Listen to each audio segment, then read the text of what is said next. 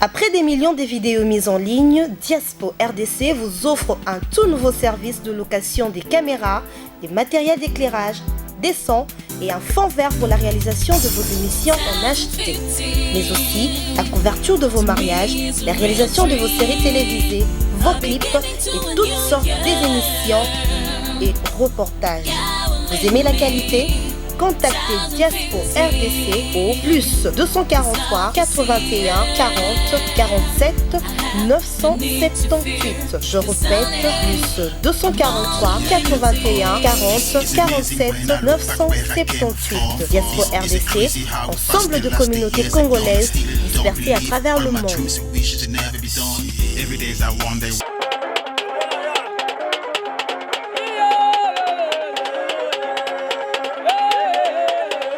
Merci balani na biso ya diaspo-rdc.com. Bozala na bitidi ya kolanda biso na site chaque fois bokomelaka biso bobengaka basujection na bino tolanda yango po tozala wana tosala boye po na bino musala tosala yango po na bino bokomelaki biso bolobi bato ya diaspo basali ya diaspo basali na biso po na nini boyamba kaka bastar boyamba kaka ba comédien ba musicien yango to mekaki to kota nanu na ba point mususu lelo to kitaki na kati ya Selembao na quartier moko to ponaki sujet to lobi ngai na gloire to tambola na micro na biso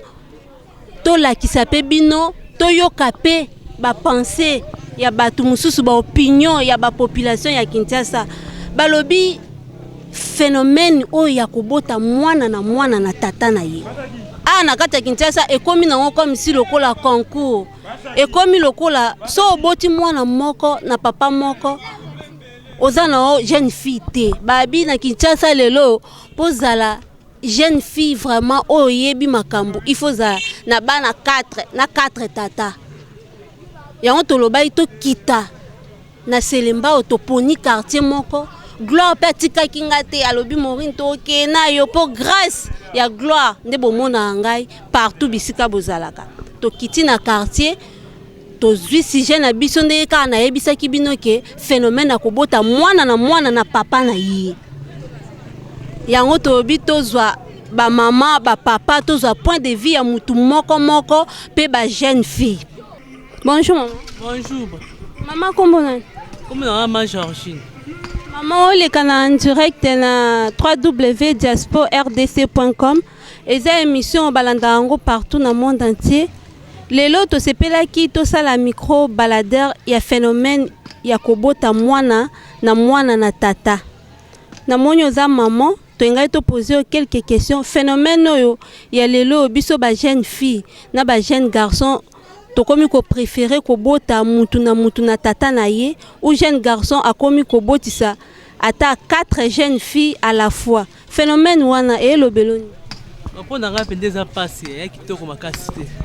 Ko bota bana tata un jour so boti bana 7 papa. Bana ba ke bana na ba famille ngo susu. Pour moi na ko ke bana na famille wana. Wana ba ke bana na famille wana e créer ba désordre. En plus bana pe bazan ya boyo qualité na kata foyer. Neti nga bona boti bana nga 4 bango tata moko ata passe te biso to vanda ba fille balingi basomba body pantalon ba ko supporter passe mabala te akia koti libala boti mabala za possibilité akimi akeli ko mbali mususu kuna sa kuti même akimi mona koma bana 7 papa eza bien te za bebisa foyer bana bazana na yoka ya te en plus bana ba ko bala na ndenge nini eza passe na kini phénomène komika ka bana tata ba fille ba mobota bongo so petit conseil mama lobi faut ba bota bongo po mabale simba bango te mais ba garçon pe ba ko sa ba fille ya batara bota fille ngani azui charge te asundoli wa wanganize mi lebisa ke kuna ba garçon pe ba se porter mai na bana basi batika biloko wana bota bana batu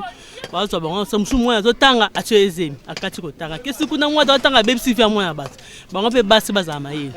Bon, ba komi ko bota mais phénomène on peut changer siko ba fille pe comme na système susu le ba lingo bota te ba komi ko zo batonga repo ba bloquer bele ba bota te mais wana peza mabe makasi ozi tongo bota te bon malade pesale balobi le même tonga wana bango baozwa po babota te bino ba mama kala ezala soki boboti bana boko ekomi 4 5 bokepe bozwi tonga c'est le même tonga o bino ba mama kala babanda ozwande yango biso pe ba jeune fille ya lelo yo tokomi pe ko sala yango mais ba mama azongo te ntinga boti bana nga 4 ans tonga te mais bazana be car musu ba 6 à 4 azana mayelo nga ya tangi yana zo salela zatika tonga yo za tonga pona o garder obota mayele pezali bazo tanga pona ni oyeba même ko calculer ba date to nga pesa ba conséquences nango ozongo le lobi obali ozobota te musu pe na maboti te mazu ja tonga pas ozemite asa kinduma ndenga lingi mo so ozu tonga bon malade ozongo te musu si pas ozobota bota pa baza mayele te yo oboti obiso za ndanga mabala point ozobota bon te mbula mwa za be carte ozobota za mibali na ndanga baza mibali te mais akobota mwana kolite aketika pa parents susu zeme etika so charge pa parents et ça passe Kope ba parents bino ba parents bondima soki lelo nga na ke ya liboso na boti bolobi eza nango accident de komaki yango aboti ya mibale tangu na ye nango bo supporter lisusu yango wana pe epesa biso ba jeune fille mutu makaske tozwi ya liboso to ye nango ya mibale tozongi suka epana ba parents ba kesene tinga na lingelo ko ante ba parents so don di mango condition nini avandi atie mwana ko malokola le mo azoteka akezula ke mbongo aya kalesa ka yetika kana bana soka zimo bala ya kama pese mbongo azoli tanga azwazeli mwana kolite atindikisi mwana kindumba ba parents bazobebisa bana mais biso zoluka zoteka po ani bana so ko ya makambo wana tenga mwana zo charge mwana nga pantalon sous vêtement ni ba parents zo charge wana te ba il semble ta même mwana bande génique te mwana ema débrouiller ma munion tout yanga de pesa passe na mboka malgré tout mboka na passe mes parents faut ba devoir non envers moi na yo boti na ressemble ba digénie na ressemble kala sans sous-vêtements tout ça mes parents bazoyi ba consulter moni bamba ko bota pa ba âge mo pa mikie et ça la passe ba tonga ba dozo apesa pe ba conséquences na biso zo ngote pona aussi ça conseil ni opesa bango ya suka poto conclure nayo conseil ngana opesa na un liboso ba parents tant au boti bana yo yeba ozo devoir ya mwana na ndako yeba mwana nga sala boya sa ba période finance bleboy deuxième point jeune fille tant ozo kola mobalo ya lingi yo ko za précéder mais mana parents na mbala nga sa responsable bali yo si mobondo sa ma mususu ba komi lelo kaka lingi lo ba kei ndela mukuse ba pesa yembo ngazo nga bazo bazemi papa phénomène oyoyo yako botisa basi lelo botisi oyo lobi obotisi oyo lobi obotisi oyo est-ce que na tango akala tango bino bobanda okola phénomène yango ezala kaka na impact ndenge ekomi lelo na biso tango akala makambo ezalaki te so tokomi na étape oyo vie ya mboka nde eza mabe bana mingi mpe bazokota mabala pasi baza 5 na ndako bana basi 5 ou bien 4 kolia pasi akoki komepesa mobali akokipetike mobali wana aza na mwasi na bana na ndako mwana moke aza nakota mosusu aza libala ya papa aza na bana 5 6 ya koseplata adg biro ntango wana akala biso ezalaki ndenge wana te biso ntango akala ezalaki avant ozwa mwasi il faut que se présenter par ya parent okozala na mwasi même 6 mois na ndako banso mpe nzoto bokutani te so kopesa masanga te mais votre famille bino d'après moi pour aller en ndaki faut masanga ezala bakoya pe famille wana eza famille moko bien mais awe comment oza muyipi te kaka so tokoyeka na bar mwasi na ngai ile bala pe salami ile bala mususa ya mibale na kopesa exemple naza na leki na nga moko boyo aboti na mobali moko na mwasi moko bana 5 atiki mwasi wana akio kuza mwasi mususa na mayimpi ayebi mwasi wana kekuza ayebi famille ya mobali te mobali pe ayebi famille ya mwasi te kabukuna na bar na auto stop bakangi mobali na vol mais armé il faut kende makala mwasi sikoyo amoni mayaka te ye na kasho na prison na kona na matete abandi kotinda kopesa adresse ya mwasi ya mobali ya bandeko kende pa avenir tel ya za kona yesa bakangi ngai aye ngana tuni oyebinga na yebi yote ebongo yo nani o ngai ndeko ya mobali ya mwasi ya ndeko na yo ngana yebi yote na yebi yote il faut li bala kala biso zaki avant bala mama na lukumu ya lelote mama pas nde izo sasa bana basi na bana mibali bala Siko basi nde sala bango ba ekoma bibala bala na bibota bota ndenge oloba nango. Papa, soki deja yo ozana bana. Bana bazo kende lelo mwana na yo ya mubali asente fi moko baboti naye. Aye batiki ye na ndako. Lobi le même mwana wana amemeli yo elongi ya mwasi mususu. Yo conseil nini olobela mwana wana o accepta kango directement et ou tape et pas na bino ba parents po bondima kango yango wana pe pesa biso pe mutu makasi ya oyana na bana na ndako lelo toye na mususu lobi toye na mususu lobi okuna ye na zemi lobi okuna ye na mwana ngana ko sepla mingi mwana soka eza libaku premier tour abebisi azui mwasi aye na ye aboti na ye mais na deuxième tour na kulinga tazo so aya memela so mwashi mususu mena ko sepla minga ya kana kana mwashi wana poto za mwaita ko bala ye po ko bota bota wana pesa ka mindondo pona nini soki papa okufi oyoko wela ka wana kuna lopango papa tika bana deuxième bureau oyo kuna bana premier bureau or bana ya premier bureau ba bazaka charge ya bana deuxième bureau au moins ndenge ezali na koseplate mwana nga lelo ye na Jeanne loba ye na Marie te na kosepelaka na Jeanne oyo na yepo tanto kozambongo te kobala bana wana ezala pe pasi tomona ezala pasi penza ke deuxième bureau abokola bana premier bureau to premier bureau azwa bana deuxième bureau abokola bango il faut kutana pe na mwasi aza mutema makasi mutema munene kosambela ekeseni même bokola pe bana ekeseni mususu ozomona zobokola bana mbanda me na mutema ezosepela na ye te mingi bazopesa bana mbanda poison umwanya kulamba azopesa kaka mususu bana ye kaka biloko 3 kaka pesi bana 1 kaka azopesa bana mbanda akoma ulo mama na bino ngamu na benga na ke na libala mama yango wana conseil na kopesa na bana basi na biso bana mibali avant za mwasi kende kokutana ba parents na ye koza biloko talokota nzela te ba parents soko boyebani des familles ezakande bien. Bonjour maman. Bonjour. Kombo nani? Nanga tantine. Kombo tantine. Oza bana mama. Nazana bana na ngai. Mama eloko to lobela ngo lelo yo yango wana. Olobi ozana bana. Phénomène oyo ekomi na kata Kinshasa na Congo mubimba ya kobota mwana na tata na ye. Lelo nga jeune fille nazui mubali basentenga lobi nazui mususu lobi nazui mususu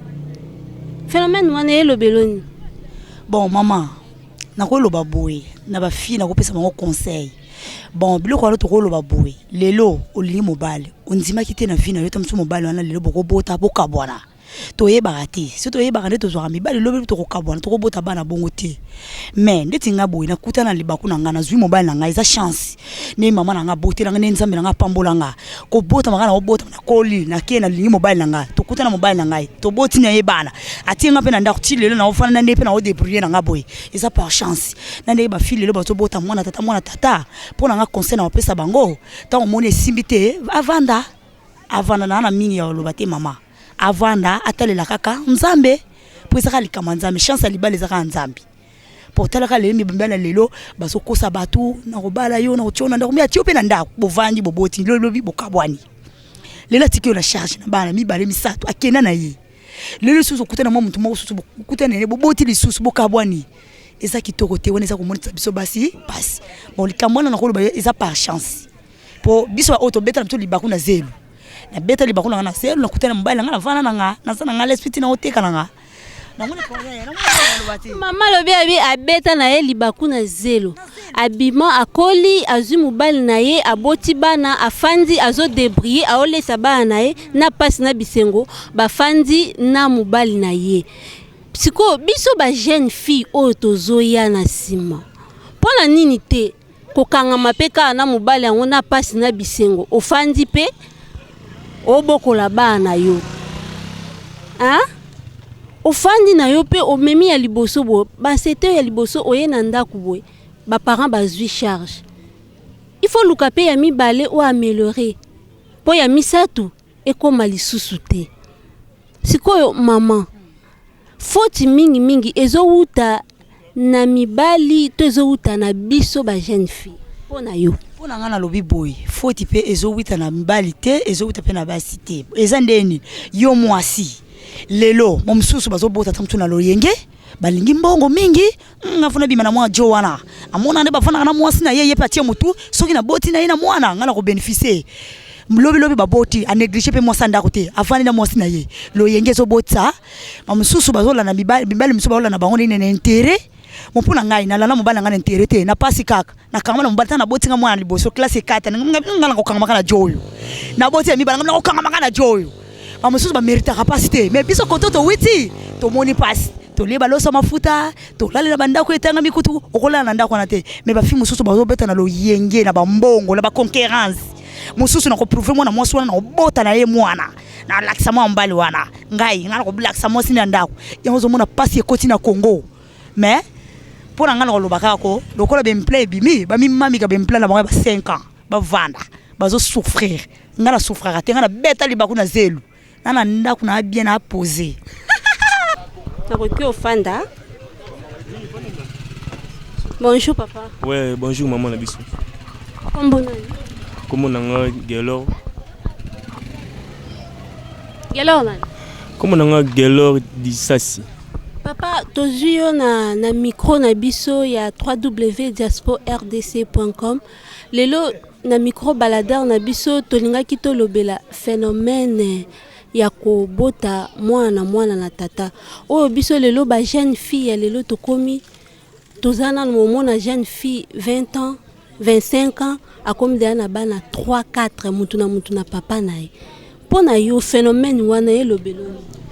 bon au moins ni so ni totalement bien na boko na biso soit ba maman na biso isa makambo lelo te mama kala